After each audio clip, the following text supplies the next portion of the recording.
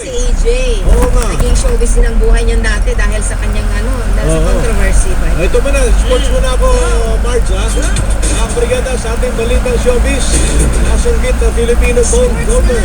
Showbiz sports. Bakit pa ko showbiz ng showbiz? Mr. Magalis. Ulitin ko, ha? One more time. Ito ngayon ang ating balitang sports. Perfect. Nasunggit mga kabrigada na Filipino golfer na si AJ Obiana ang gold medal sa Staff Berlin matapos ang 5.92 clearance nito. Nanguna si Obiana sa halos 12 manlalaro na ginanap sa Berlin, Germany. Ito'y matapos maputol ang kanyang streak at nakapagtapos sa 10th place sa World Class Zurich sa Switzerland noong nakarang linggo.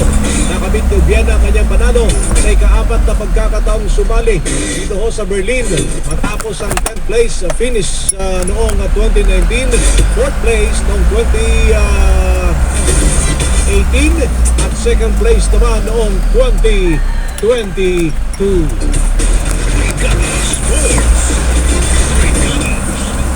Ayan. Ito na, totoo na to. Totoo. Ayan. Totoong showbiz balita mga kabrigada. Hatid po sa atin ng Guard C. Calcium ascorbate. Tatawang healthy achieve sa Guard C. Natatawa ako. Pero good morning, Sir Edgar Closa. Hi, good morning. Sir Florante Hernandez Harina, good morning po sa inyo. Kina Paul at Eunice, good morning po sa inyo. Yeah. Ayan. At ito pa partner, sige na nga, mag-meeting ko mabilisan. Sige. Natalie Joy Manuel, Jerry Milagracia, Lolita Abelia, si Linlin Hernandez at si Ma'am JD Dob ng Candelaria, Quezon. Good morning. Hi, good morning. Eto na, laking gulat ng marami, partner.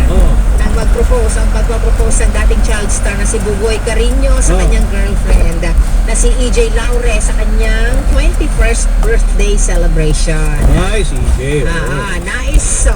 Nais niyang ipagsigawan sa lahat ng mga kaibigan na dumalo sa importante o na importante sa kanya.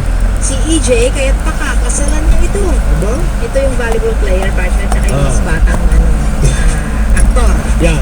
Yes naman agad, syempre naman, di ba? Siyempre naman, choosy ka pa ba? Oo, at saka ayun, ang isinagot ng dating UAAP volleyball player na kinatuwa naman ng lahat.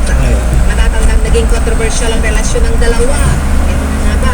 Matapos i-anunsyo ng nilang nagbunga ang kanilang pagsasamahan o pagmamahalan nang dumating sa buhay nilang anak na si Scarlett. Scarlett. Diba? Scarlett. Congratulations! Congrats, Diba? At least ito magkakatotoo po sa inyo yung kasabihan na pagkahaba-haba man daw ng prosesyon, sa simbahan pa rin ang tuloy. Yun. Actually, mas okay sana kung nagsimbahan muna kayo